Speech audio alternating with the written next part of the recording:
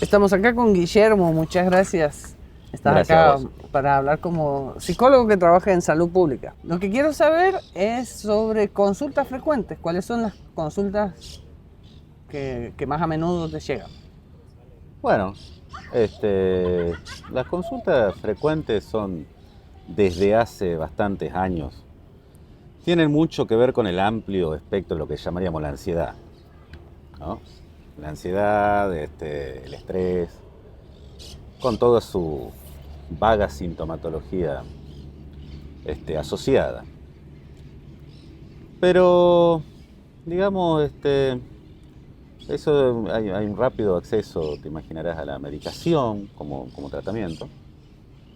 A mí me parece que mi posición, más allá de como psicólogo de la salud pública, como me presentaste, como psicoanalista, ¿no? Que es la Sí. escuela a la que me refiere, este, es ver un poco más allá de eso. Es ver un poco más allá de eso porque hay mucho también de construcción social, ¿no? Respecto a estos términos, a estas palabras, te diría incluso, con las que más o menos se trata de presentar el malestar subjetivo frente a un profesional. Ahora está dando vuelta todo lo que tiene que ver con el estrés, con la ansiedad, con los ataques de pánico, ¿no? Esa hermosa palabra que nos legaron los estadounidenses y que, bueno, sirve para presentar de una manera más limitada lo que desde los tiempos de Freud conocemos como angustia, ¿no? Yo creo que eso es lo que entre líneas hay que ver, que estamos ante un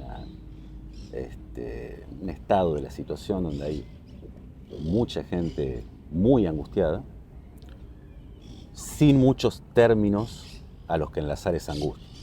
La religión ofrece algunos, por supuesto, pero lo que se ofrece desde, digamos, el discurso científico pasa por ahí: estrés, panic attack, ansiedad, desde hace años, ¿no? No te digo que sea algo de los últimos meses, desde hace bastante tiempo que está como todo ahí.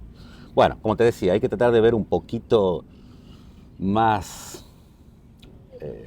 más interesante que quedarse en esas etiquetas, en esos pinches, digamos, ahí con los que se nomina la población mórbida, digamos, a la que tenemos acceso.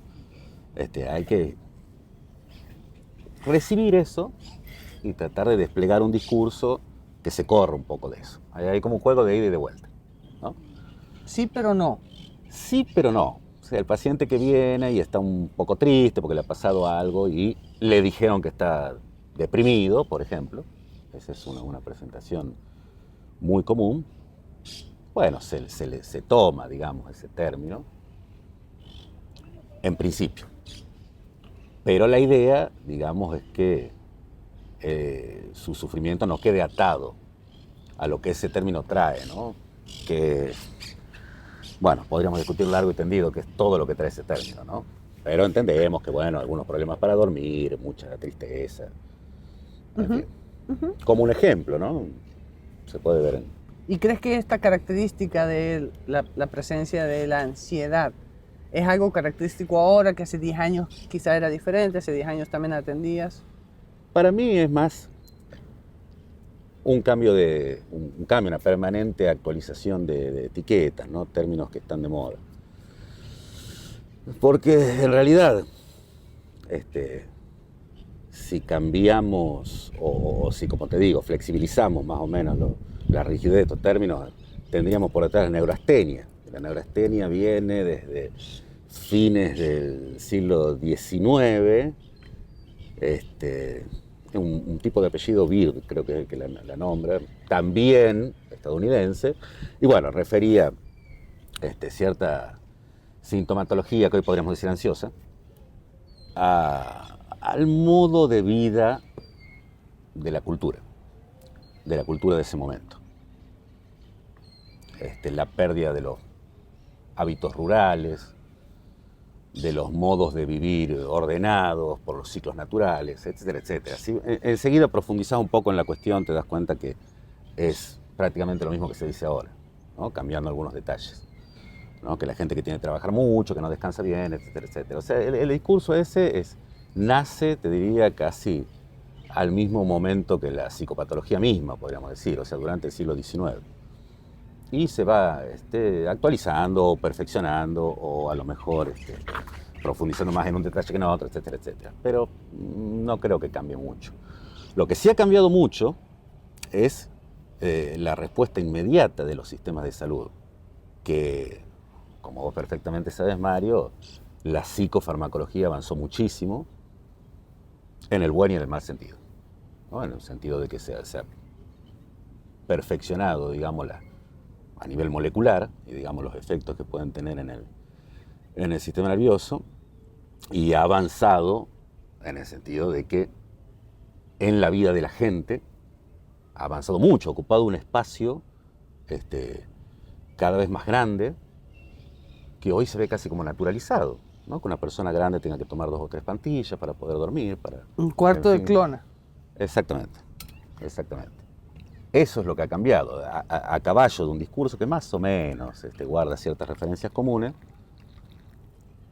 Tenemos ahora un tipo de accionar digamos, gracias, Che, del sistema de salud mental que, bueno, tiene sus problemitas. Y fundamentalmente no favorece el despliegue de la palabra, ¿no? Una persona que ante estos malestares encuentra rápidamente algún tipo de solución o no diría solución, sino de alivio, digamos, mediante los fármacos, y ya no está muy dispuesta a hablar de lo que le pasa, mucho menos todavía a tratar de modificar, digamos, su vida, las condiciones de su vida, digamos, respecto a lo que descubre acerca de su deseo, bueno, en fin, lo que Antes sería del fármaco, un camino en el si hay limbo. lugar para la palabra. Antes de llegar al fármaco. Sí, Para la queja antes o... de llegar a lo mejor al estado, digamos, tan preponderante que tiene el psicofármaco particularmente en este momento, sí, la gente podía, por ejemplo, en los tiempos de Freud, la gente podía hacer sesiones 3 o 4 veces por semana de 2 o 3 horas y indagar en su sufrimiento, y bueno, eran otros tiempos. Incluso viajar de un continente a otro para analizarse, bueno, cosas que hoy parecen un poco utópicas. Suena ridículo. Me llamaba la atención hace rato cuando decías de personas que asisten a consulta con una ansiedad, no voy a parafrasearte, no lo recuerdo precisamente, pero con una ansiedad atada a algo, y en otros casos como no atada a algo preciso. ¿Cómo serían esos dos casos hipotéticos, ¿no? El que, diciéndolo lo más llano que pueda, el que sabe por qué está ansioso o de qué sufre, y del que sufre pero no sabe bien a qué está atado, por qué está ansioso. Sabe que le duele aquí y eso nada más. Bueno, mira, la verdad hoy por hoy sería una rareza que alguien llegue con una angustia totalmente deslocalizada, diríamos, tal que no pueda articularla a ninguno de estos términos, digamos, que están dando vuelta. No digo que sea imposible, ¿no? Digo que no sería no es lo común. Sea por, bueno, el WhatsApp, por el Internet, ¿no? El Internet sobre todo, digamos, el acceso a la información, a veces buena, a veces mala, a veces fidedigna, a veces espuria, como quieras decirlo, pero rápidamente se encuentra, digamos, algún término al que articular, digamos, ese malestar. Algunos más ridículos que otros, ¿no? Pero siempre vienen con algún pseudo diagnóstico en mano. Como te decía, ahí también está, uno tiene que tener en cuenta, o por lo menos, vamos a decirlo más humildemente, hacer un cálculo aproximado del montante de angustia que trae el sujeto. Porque a veces el articularlo un término así, bueno, le permite en principio acomodarse para después desplazarse, por supuesto, no quedar atado a esa identificación. Pero en un principio, bueno, como te decía en el ejemplo, usted dice que está deprimido, bueno, puede ser que esté deprimido, ¿no? Dejarlo ahí como algo, no ponerlo rápidamente en cuestión, ¿no? Y entrar en la urgencia de precisar un diagnóstico, no querer corregir en qué es lo que él dice que tiene o que siente. No, No tener esa ansiedad clasificatoria. exactamente, Ujú. exactamente. Puede pasar que sea riesgoso eso. Y puede pasar que el muy primitivo, reducido aparatito que encontró ese sujeto para localizar algo, se desarme y entonces lo poquito que podía fijar ahí quede como todavía más deslocalizado, ¿no? Y su nivel de angustia, lejos de ceder, se haga todavía más crudo. ¿Y qué pasa si le agregamos la complejidad de que sea una enfermedad inventada o imaginada, por ejemplo, que diga que tiene autismo o que tiene TDAH? Bueno, ¿cómo era lo que preguntabas? Ajá, qué buena pregunta. Está bueno, está bien. ¿Qué pasa cuando un sujeto adulto viene con una enfermedad Claro, si le inventada? agregamos la complejidad de esto, porque hablábamos de conmover puntos identificatorios de que una persona venga y diga yo sufro Sí, de sí, depresión sí, y de sí. que es riesgoso conmover ese punto de identificación. Venimos hablando en ese contexto. Ahora, ¿qué pasa cuando quien consulta lo que dice es una enfermedad imaginada, como que tiene TDAH o que tiene autismo y que claramente no lo tenga? Uf, bueno, habría que mirar con cuidado. Son muchas cosas las que se puede decir. Todas las enfermedades psíquicas, vamos a decir así, como para limitar un poco la cuestión, son inventadas. No son realidades fácticas. Bueno, distintas teorías, distintas escuelas intentan delimitar algo de esto, ¿no? Un grupo sintomático, pero no tienen la realidad, vamos a decir, fáctica, empírica, que puede tener. Biomarcadores, ¿no? Que Exacto. le gustan a los Por médicos. ejemplo, que puede tener una epilepsia. Por ejemplo, una epilepsia es una enfermedad mental, pero no es psíquica, una enfermedad neurológica, para decirlo más rápidamente. Entonces, bueno, los síntomas son los mismos desde la Grecia antigua hasta ahora, digamos, a nivel, digamos, una despolarización cerebral, no importa. En lo que se trata de las enfermedades propiamente psíquicas, su estatuto epistemológico es más precario, ¿no? Digamos, se intenta llegar a cierta exactitud para delimitar esto. Algunos tendrán más éxitos que otros, pero nunca se ha llegado a una clasificación como lo que sería la tabla periódica, digamos. No existe eso. Son todos inventos con los que tratamos de orientarnos los clínicos, en realidad, o deberían ser solo eso. A lo cual hay que agregar, un pequeño asterisco que no es menor, el actual estado de la psicopatología o de la psiquiatría, que se encuentra en un paradigma que los autores, la gente, los bochos que están viendo esto, recién empiezan a entrever, ¿no? A decir algunas cosas, falta un tiempo como para que se decante bien, pero un paradigma que dice de los espectros. El paradigma espectral, ¿no? Que rápidamente parece que hablamos de una casa embrujada, pero no. Se trata de, encima de todo, voluntariamente de tratar de hacer más vagos los límites. Por ejemplo, el espectro autista. El autismo era una psicosis en un principio, bien definida, bien delimitada, y ahora se habla de un espectro autista que se sigue constantemente investigando, donde se engloba muchas cosas de muy distinta gravedad, que pueden ir, bueno, desde un tipo que tiene ciertos problemas con el vínculo social a lo que antes se consideraba un autismo de suma gravedad. O sea, es como que toca, digamos, cosas muy distintas, pero habilita al tratamiento psicofarmacológico. Este punto, no sé si respondí a tu pregunta, o un poco me desplacé, pero los efectos de la amplitud o de la vaguedad de estos diagnósticos, sí los vemos en el consultorio. Los vemos en el consultorio, volviendo a lo que vos me preguntabas en principio, de muchas maneras. La cantidad de padres que ante el término autismo que aparece por ahí, empiezan a hacer síntomas por todos lados, es algo muy interesante de ver, ¿no? Suena a enfermedad seria. Suena a un pronóstico terrorífico. Que encima, digamos, bueno, por supuesto, los padres siempre se enloquecen, ¿no? Ante las perspectivas, digamos, o ante los duelos de los ideales que empiezan a hacer, y muchas veces no digo que no haya niños autistas, ¿no? Por cierto que hay una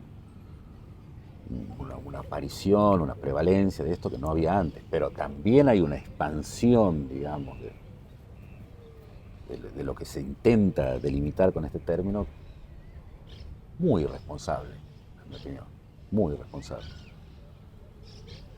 Sobre todo promovido por instituciones, de lo que podríamos decir, ¿no? Hasta donde llega este sistema de salud mental, vamos a decir así a grandes rasgos, ¿no? Y que ante la duda empiezan, por ejemplo, a mover este término, autismo. Muchos chicos que tal vez tienen un problemita. Como una categoría atrapa todo. Al final Claro. empieza a ser usado. Es un sobrediagnóstico que habla de la abundancia de la categoría, más que de una realidad precisa y unívoca en todos los casos en la que la categoría autismo aparezca.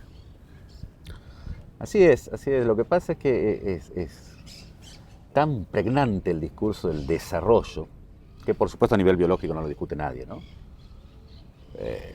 Pero a nivel por ahí de las cosas que se evalúan en las escuelas, que ante cualquier retraso, digamos así, o ante cualquier discordancia entre lo que la institución espera y lo que un chico en un momento puede otorgar, se ponen en juego estos términos. Y bueno, como decía, en el consultorio vemos mucho de los efectos que esta situación produce en los padres, produce en los familiares, que no son ningún chiste en realidad, ¿no? No son ningún chiste. Gente que la pasa bastante mal hasta que, bueno, después a veces las cosas se empiezan a acomodar para un lado o para el otro, o sea que este diagnóstico queda obsoleto y las cosas se retractan. En el camino los padres tuvieron que viajar a no sé dónde, a todos lados, consultar a la eminencia de Estados Unidos y se volvieron locos y gastaron $1.000.000. O bueno, puede ser que un chico sea autista y listo, se hacen los duelos por los ideales de los padres y se acomodarán también. Pero a mí me llama bastante la atención la irresponsabilidad con la que se maneja todo esto.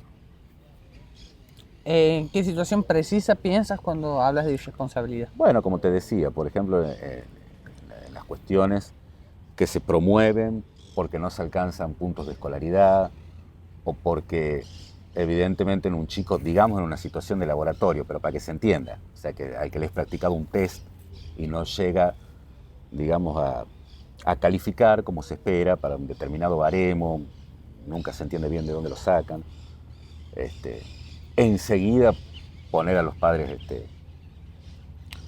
a enfrentarse, digamos, con este tipo de diagnósticos. Uno tiene la impresión de que antes era al revés, ¿no? Uno tiene la impresión de que antes, más bien, por lo menos los que estudiamos la historia de la psicología, del psicoanálisis, los profesionales tal vez se pasaban un poco de reservados, ¿no? Bueno, también tendrá sus problemas y tendrá su crítica. Ahora yo creo que tendrían que ser un poquito más reservados. A veces, tendrían que considerar, me parece, ¿no? El mundo de la salud mental tendría que tener en cuenta los efectos que producen también las bombas que tiran estos diagnósticos. Que bueno, a veces, como te decía, en ciertas situaciones sustentados en un estado de la diagnosis psicopatológica, digamos que, bueno, su nombre espectral ya te dice bastante de su falta de consistencia, digamos que sea metafóricamente, bueno, resulta en esto, lo que puede ser una sobrediagnosis, ¿no? Sin duda hay algo de eso. Te hago rebotar un poco la pelota que vienes picando. Ajá, Quiero dale. plantearte un tema de una alarmante actualidad, que es el tema de la ludopatía y cómo se ha reactualizado cierta permisividad social, ¿no? Boca dice Betson y todos los influencers Ajá. hacen publicidad y hay una gran población juvenil y aparece hasta como categoría para marcar en los sistemas, ¿no? En el CISE, el sistema de comunicación del ministerio, Ujú. adicción al juego en línea o fuera de línea, como ya para marcar si es una app o si es alguien que iría al casino, digamos. Ujú. Si has tenido alguna consulta frecuente o más que decir frecuente, reciente, y alguna idea que te sugiera el campo de la ludopatía en general, como de las adicciones. ¿Qué nos puedes decir? Bueno, yo la verdad que no me dedico a la atención de adolescentes. Me especializo más bien en la atención de adultos y ahí, bueno, sí he tenido casos de ludopatía bastante complicados. Este fenómeno que vos decís ahora de la aparición en las cuestiones juveniles, bueno, habría que pensarlo detenidamente, pero a ver, es innegable que un adolescente hoy por hoy vive en un contexto muy poco limitado por lo que podríamos decir lo familiar. Vamos a decir la ley familiar, para que me entiendas. Todo lo que podría ser que antes se limitaba, pensemos en la pornografía nada más. ¿No? La pornografía que antes los chicos tenían que ir, qué sé yo, y si el que veía pornografía tenía una revistita escondida por ahí. Ahora tienen acceso del celular directamente, los chicos a muy temprana edad, ¿no? Ni siquiera están desarrollados y ya. Y bueno, yo creo que pondría en ese marco, ¿no? Esta cuestión de la ludopatía, más que juvenil, adolescente, yo diría que, ¿no? Puberal, te diría incluso. Tienen acceso a cosas que escapan, digamos, que muy fácilmente, digamos, con mucha accesibilidad, quedan por fuera de lo que desde la familia más o menos se delimita como permitido, prohibido. Siempre los adolescentes tuvieron, por supuesto, una inclinación hacia lo prohibido, obviamente, ¿no? Hacia el deseo, hacia lo exogámico, pero antes es como que las barreras por lo menos estaban claras, o eran más consistentes, si querés, o exigían cierto trabajo, al menos del adolescente, ¿no? Para saber cómo era el cuerpo de una mujer desnuda, por ejemplo. Bueno, se exigía un trabajo, ¿no? Había que moverse para saber eso, no sé. O recuerdo eso cuando éramos chicos, jugábamos por etiqueta, ¿no? Era nuestro primer, digamos, acceso a la apuesta, era por etiqueta o por figurita, algo mucho más infantil. Bueno, yo lo pondría en ese marco, ¿no? Me parece que es simplemente la expresión de una mutación ahí de órdenes sociales mucho mayor y que, bueno, tiene estos costados peligrosos, ¿no? Se expresa peligrosamente de esta manera. Un chico que a los, digamos, por poner un ejemplo figurado, 11 años, está manejando dinero, está presa de estos discursos publicitados, todo el que además bombardeantes, te diría, que le prometen riquezas y una salvación económica para toda la vida. Bueno. Un bono inicial del 110%. Oh, ¿qué te parece? Que le va a permitir, un acceso rápido a autos y cosas. Es peligroso, ¿no? No veo claramente ahora cómo se podría controlar eso sin una acción enérgica de los estados, que por el momento no la veo, ¿no? No veo la intención siquiera. Una antes de que terminemos. Sé que las personas se quejan hoy de la soledad, ¿no? Es un tema recurrente. Sí, sí. Y te quiero consultar por eso. ¿Por qué crees que la gente está sola?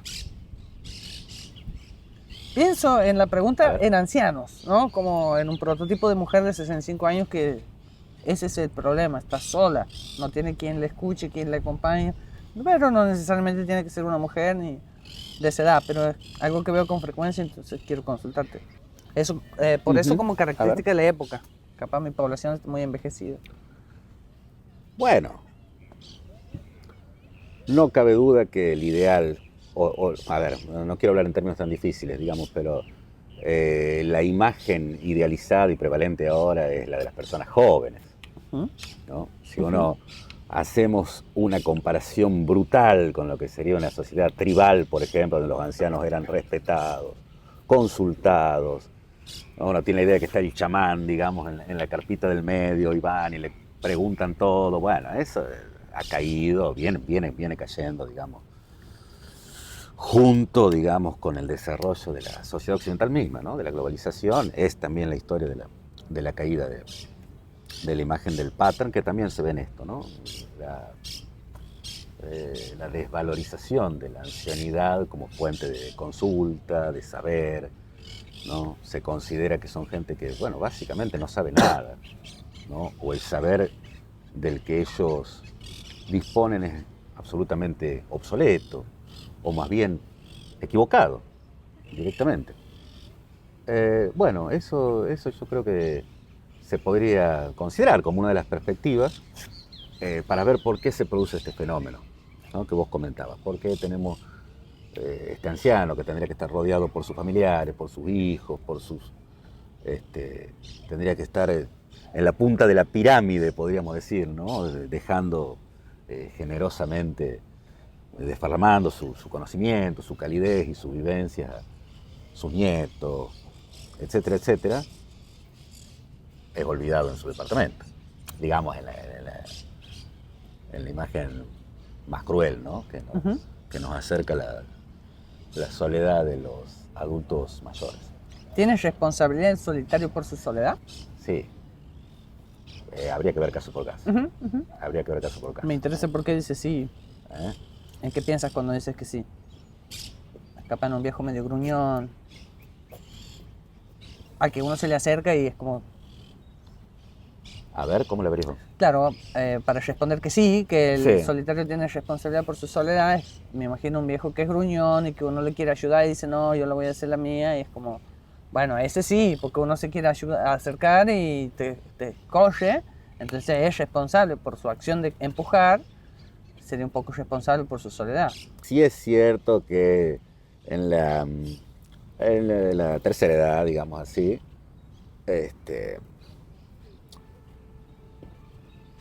a ver, una tendencia, una palabra espantosa, pero es al natural, digamos, es que las satisfacciones se encuentren con menor cantidad de objetos, ¿no? Y tener la imagen del viejito, que no hay por qué suponer triste tampoco, ¿no?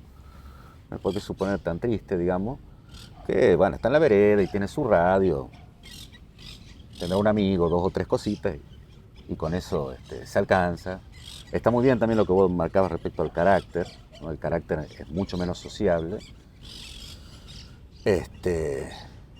No hay que tampoco pensar que una felicidad en la ancianidad con pocos objetos es imposible.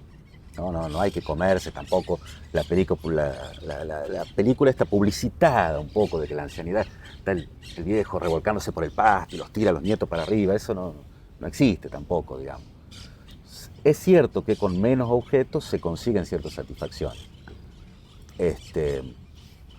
Pero bueno, creo que ese es un punto que es innegable, pero también hay que discriminar, como te decía, del lugar de la ancianidad social, que está muy desvalorizado. No sé si se siente como desecho, pero no le falta mucho en este momento, digamos.